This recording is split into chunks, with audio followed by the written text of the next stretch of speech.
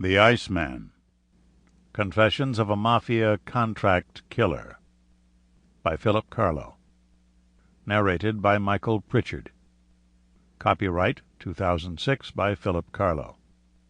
This unabridged audiobook is published by arrangement with Philip Carlo and Sanford J. Greenberger Associates, and was produced in the year 2006 by Tantor Media, Incorporated, which holds the copyright thereto. Introduction. Radus Norvegicus. Richard Kuklinski was first drawn to the sprawling woods of Bucks County, Pennsylvania, because of their peace and tranquility, solitude and fresh air. The woods reminded Richard of church, one of the few places in his life where he found solace and comfort and could think without distraction. Like a church, the woods were peaceful, quiet, and serene. The woods of Bucks County were also a good place to get rid of bodies. By profession, Richard was a contract killer, and the disposal of bodies was always a concern. Sometimes it was okay to leave the victims where they dropped, in alleys, parking lots, and garages. Other times they had to disappear. That was specifically requested.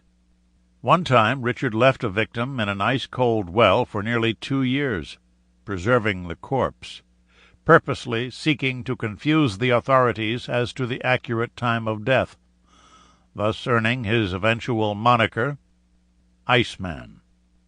Richard was careful never to leave 2 bodies close to each other here in the woods, lest the authorities become suspicious and stake out a given area. His business was the business of murder, and he was particularly adept at it. He had honed killing to a kind of fine art form. No job was too difficult. He successfully carried out every contract he'd ever been given. He prided himself on that. In the netherworld of murder, Richard Kuklinski was a much sought-after specialist, a homicide superstar.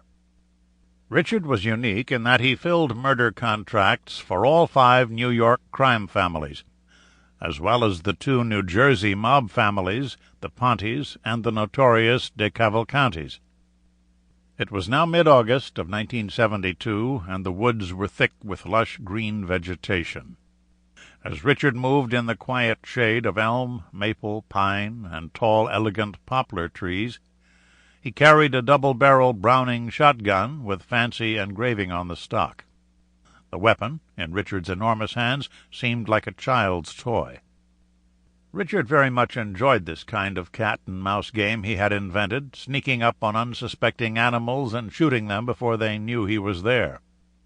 Richard was a very large man, 6'5" in his stocking feet, and 290 pounds of solid muscle. Yet he had an uncanny ability to move silently and with great stealth, suddenly just being there. And like this, Richard managed to shoot unsuspecting squirrels, woodchucks, skunks, and deer, which was all practice for the thing that Richard excelled at, his one true passion in life: stalking, hunting, and killing human beings. "I don't particularly enjoy the killing, you know. I enjoy the stalk, the planning, and the hunt much more," Richard explained. On one of these practice outings in Bucks County, Richard spotted it, a large rodent-like animal standing next to a thick oak tree. Thinking it was a woodchuck, he snuck up on the creature. All was quiet and still except for the rustling of leaves in a gentle breeze. Moving on just the balls of his size 14 feet, using trees and shrubbery to get close enough for a clean shot — it was important to Richard that he kill with the first round — he managed to outflank the animal by staying upwind. When in good position, he took aim and fired. He hit the animal, but it was still alive, its rear legs futilely kicking the warm August air. As Richard drew closer, he realized it was actually a huge brown rat, Radus Norvegicus, and it was snarling at him, baring its 2 large incisor teeth. Tough guy, Richard thought. Richard did not particularly want to cause the creature to suffer, and, admiring its moxie, he quickly killed it. As Richard began to walk away, he noticed a cave behind a thick mulberry bush at the foot of a steep granite slope dotted with Kelly-green moss. Always curious, Richard made his way to the cave and went inside. He immediately smelled them, rats, and saw their droppings, but could see no rats. The cave went deep into the rise of granite and became too dark to see. Richard had a small penlight and used it. No rats anywhere, but he sensed them. He could smell them. Besides being endowed with nearly superhuman strength, Richard had amazingly strong senses of smell and hearing. His senses were like those of a predatory animal, a creature that regularly hunts for meat to survive.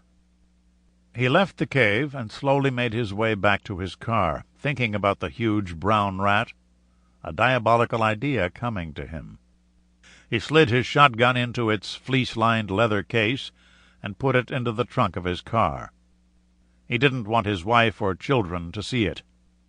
Richard was always scrupulously careful about not letting his family know what he really did, seeing any of his extended collection of killing tools, which included razor-sharp knives, all sorts of pistols, some equipped with silencers, garrotes, different poisons — his favorite was cyanide — spiked clubs, hand grenades, a crossbow, ice picks, rope, wire, explosives, and plastic bags, to name but a few. He was particularly fond of .22 pistols because he knew, when the bullet entered the skull, it had a tendency to bounce about, causing massive damage to the brain. He also very much liked .38 Derringers. They were small, could easily be hidden, and at close range, loaded with dum-dums, they were quite lethal. Could knock down a horse. Richard usually carried 2 .38 Derringers, a knife, and a large-caliber automatic when going to work. Several days later, Richard returned to the Bucks County cave. It was drizzling. The deep August greens of the woods were shiny and more pronounced.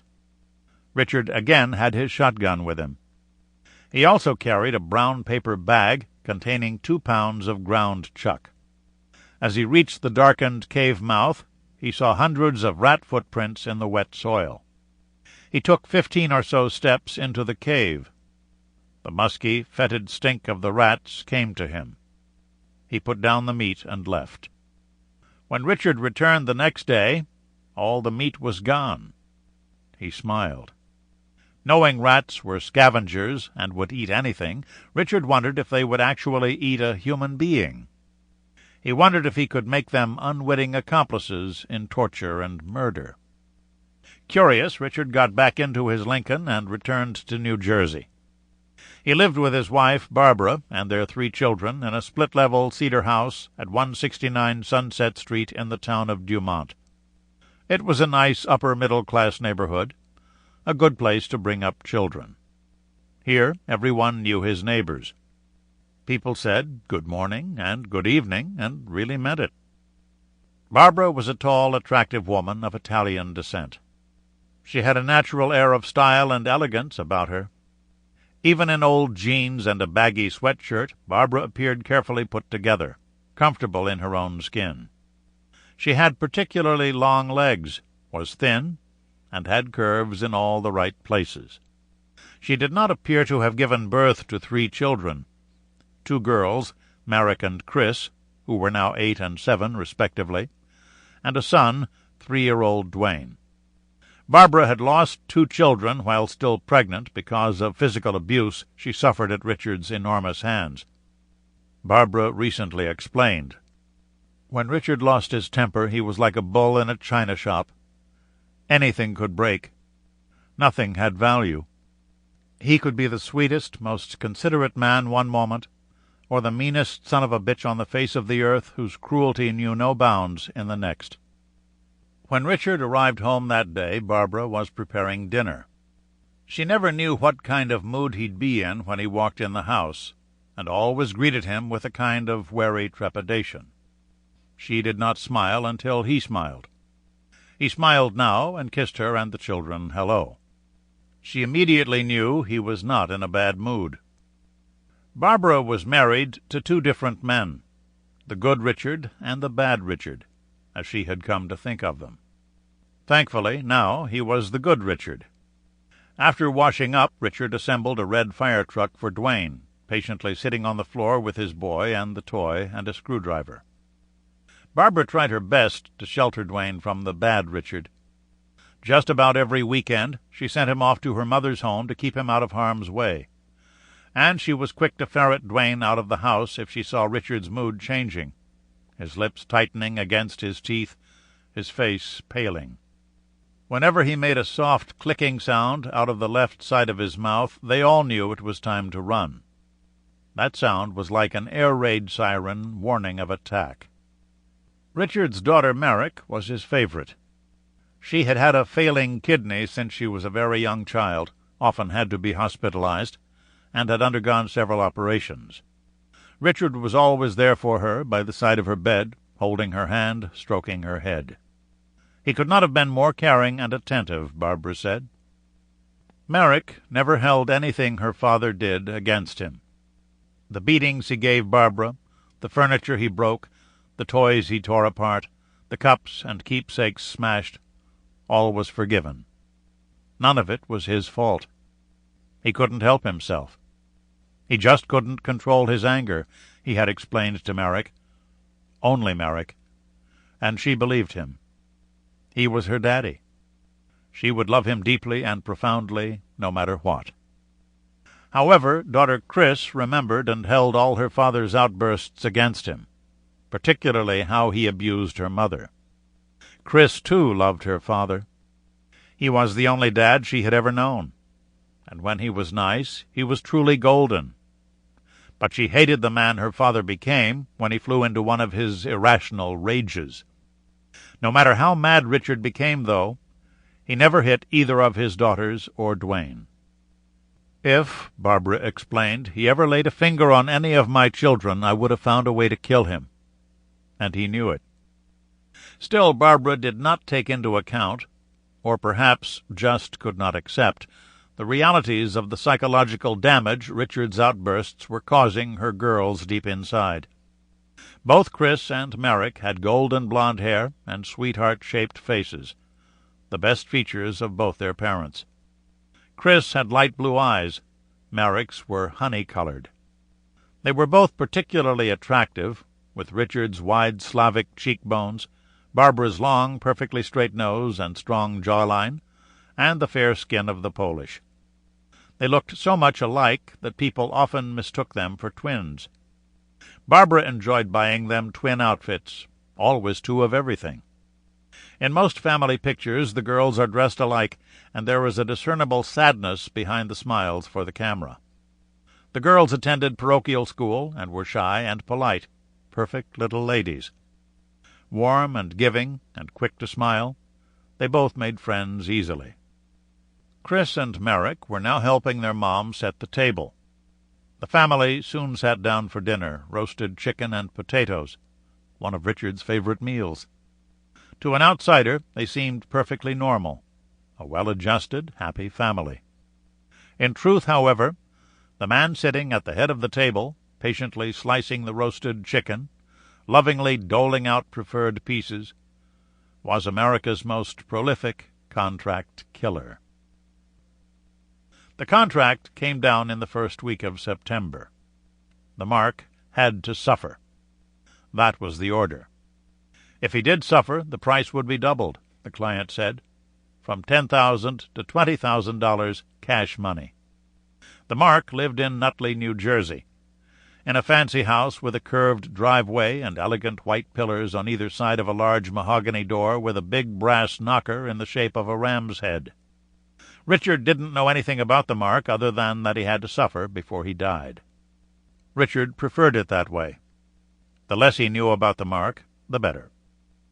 Richard had access to the camera because he produced pornographic movies for distribution all over the East and West coasts and everywhere in between.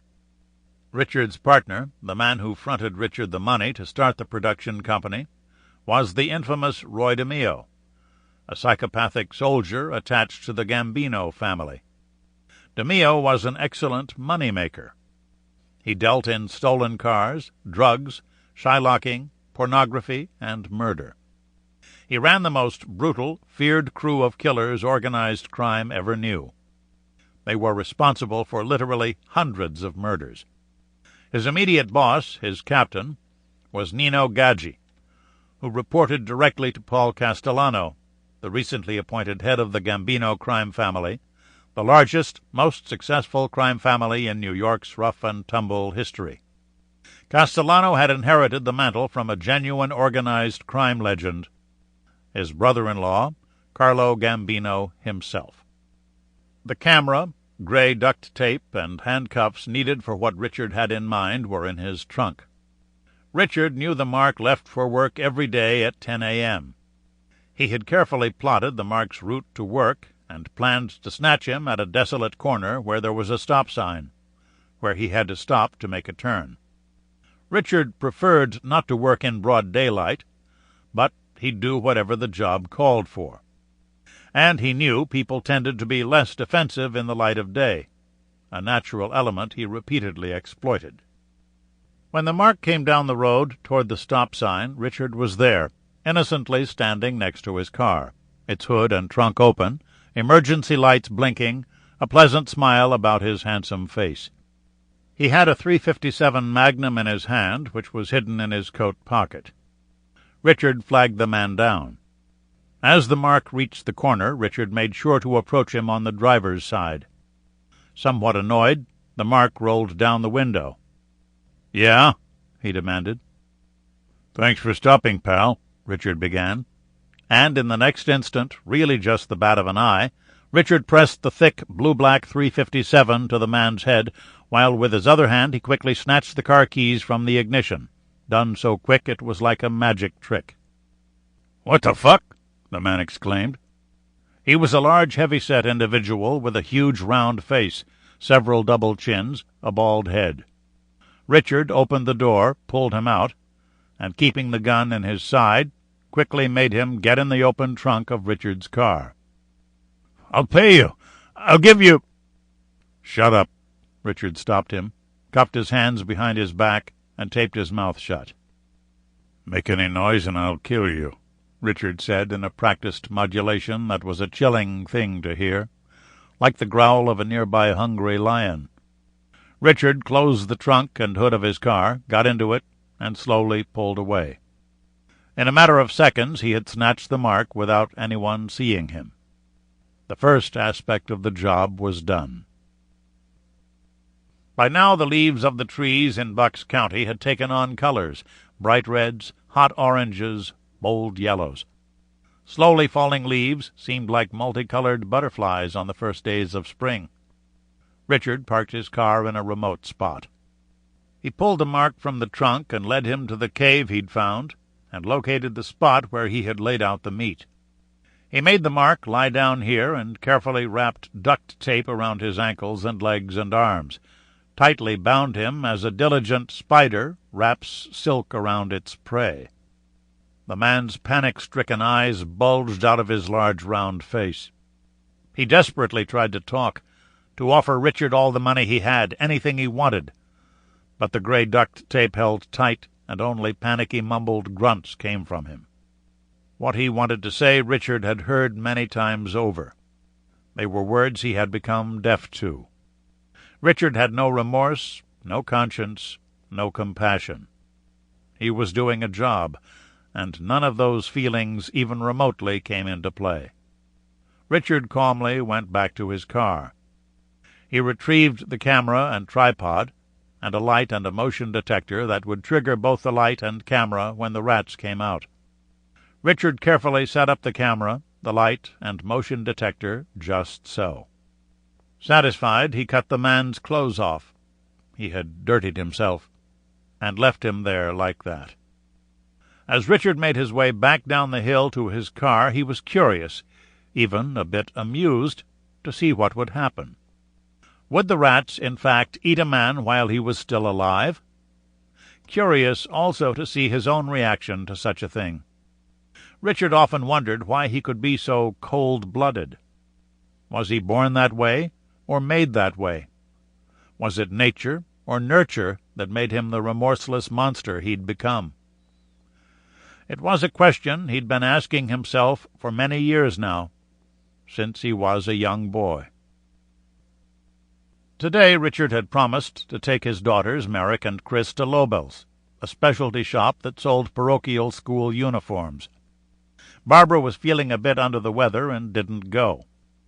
Both the girls enjoyed shopping with their dad because he bought them whatever they wanted. All either of them had to do was look at something, and it was suddenly theirs. Richard had been brought up in extreme poverty, had to steal food to eat as a boy in Jersey City, and his own children would never want for anything. Excited, the girls sat next to their dad in the front seat. They both knew that their father often got into arguments with people about how they drove, and the girls silently hoped that nothing like that happened today. It was a kind of ritual they had, hoping their dad would not explode as he drove. Barbara explained. Richard was like the cop of the road. He couldn't see someone do something wrong, take a turn without signaling, without saying something. I mean something, nasty. Each of the girls needed 4 blouses and 2 skirts for the school year. At the shop in Emerson, Richard bought them 5 gray pleated skirts, 15 blouses, 24 pairs of knee-high socks, 2 blue blazers, 5 vests, and a half-dozen pairs of gym outfits. Going shopping with Dad was like Christmas morning. Pleased his girls were happy, Richard paid with cash, and off they went. They were now going to stop in Grand Union to pick up some groceries and return home. 2 blocks from the shop, a woman in a station wagon cut Richard off. Incensed, he stopped next to her at a light, rolled down his window, and berated her for cutting him off. There were several children in the back seat of the wagon. "Daddy, don't get mad," Merrick begged. "Please, Daddy." But the woman gave Richard a dirty, condescending look and ignored him as if he were crazy, a fool. In the next instant, Richard was out of the car. He quickly walked to the station wagon, opened the door, and actually ripped the door right off its hinges in 2 powerful pulls. Terrified, the woman stared at Richard. Satisfied, he got back in his car and pulled away. "Please, Daddy, please calm down," Chris now begged. "Quiet," he demanded, the word seeming more like a growl than any word in the English language. 4 days later, Richard returned to the cave. The rats had eaten the man alive. All his flesh was gone. In the pale yellow glow of Richard's flashlight, the mark was now only disjointed, haphazard bones. An unspeakable sight. Curious, Richard stared at his work, this monster he had created. He made sure the camera had captured what had happened, how the huge rats first approached the hapless man with trepidation as he furiously squirmed to free himself, how the rats, more and more of them, bolder and bolder still, began taking bites out of him, first his ears, then his eyes. Vicious little bastards, Richard thought. Richard retrieved his equipment and left. A gentle snowfall had covered the forest with a pearly white blanket. Everything was white and clean and storybook lovely. A solemn white silence had descended upon the forest. He knew the fresh snow would cover any tracks he left. Richard took the videotape of the mark being eaten alive to the man who had ordered the hit. "Did he suffer?" the man asked, his voice gruff, his manner callous, his eyes dead, like 2 bullet holes. "Oh, yeah. He really suffered," Richard said. "Really?" the man asked. "Really," Richard said, and gave him the tape. They both watched it. Overjoyed, yet slightly appalled that Richard would even think of, let alone do, such a thing, the man gave him $10,000 for the contract and a second $10,000 for the incredible suffering the mark had experienced. "You did a good job," he said. Richard liked to please his customers. That was how his business had grown over the years. Richard did not know what the mark had done to deserve such a fate. He didn't care. None of that was his business. The less he knew, the better. After a job well done, Richard made his way home, again wondering why such things didn't bother him, how he had become so cold, so devoid of human feelings. He thought about his childhood, and his jaw muscles clenched into tight knots, and he made that slight clicking sound out of the left side of his heart-shaped mouth. He took a long, deep breath, turned on the radio, and tuned in a country music station. Richard liked country music. The simple lyrics and meandering repetition soothed him. Still thinking about his childhood, the barbaric cruelty he had suffered, Richard made his way home, where he would again wrap himself in the cloak of a loving husband, a doting father, a devoted family man. He parked his car in front of his home and sat there for a while wondering how he had become so unlike other people.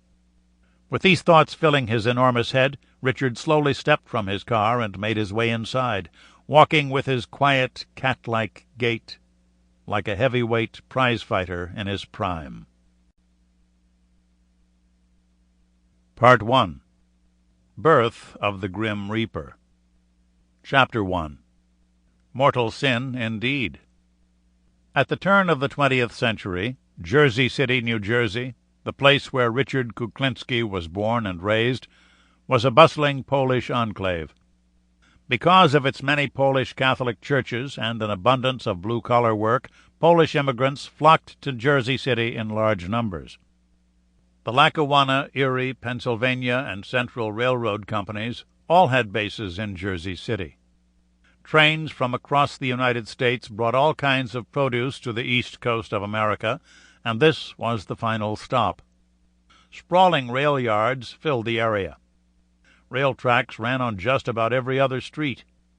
Jersey City's main thoroughfare, Railroad Avenue, had a trestle running right down the center of the wide two-way street. Powerful black locomotives pulling long rust-colored trains to the waterfront were the norm. The heavy chug-chug sound and high-pitched screams of steam locomotives came from all directions, both day and night, 7 days a week. Located at the northeast end of the state of New Jersey, Jersey City was ideally located near the bustling metropolis of Manhattan, and from here all types of goods and produce were shipped up and down the eastern seaboard. At its closest point, just across the southernmost end of the Hudson River, Jersey City was only 3/4 of a mile away from Lower Manhattan, the center of the world, and ferries were constantly bringing goods to the piers that crowded the busy Manhattan waterfront. On a clear day, it seemed, you could easily throw a stone to Manhattan from Jersey City. It appeared so close. The proverbial stone's throw away. In truth, Jersey City was as different from New York City as another planet. In Jersey City lived the working poor, those struggling to make ends meet, to put food on the table. Yes, there was a lot of work in Jersey City, but it was back-breaking menial employment, and the wages were pitifully low. In the summertime it was unbearably hot and humid. Because of underdeveloped swampland nearby, undulating dark clouds of mosquitoes filled the night air. In the winter, Jersey City was brutally cold, constantly battered by powerful winds that came tearing down the Hudson River and off the nearby Atlantic Ocean. It seemed, during those months, like a place in the far northern reaches of Siberia. Located just next to Hoboken, Frank Sinatra's hometown, Jersey City was a rough-and-tumble town filled with hard-boiled blue-collar workers and their hard-boiled blue-collar offspring. This was a place where a kid quickly learned to defend himself or was victimized and bullied. The strong were respected and prospered. The weak were marginalized and put upon. Richard Kuklinski's mother, Anna McNally, grew up in the Sacred Heart Orphanage on Erie and 9th Streets. Her parents had emigrated from Dublin in 1904 and settled in Jersey City, which was then the 10th largest city in America. Anna had two older brothers. Sample complete. Ready to continue?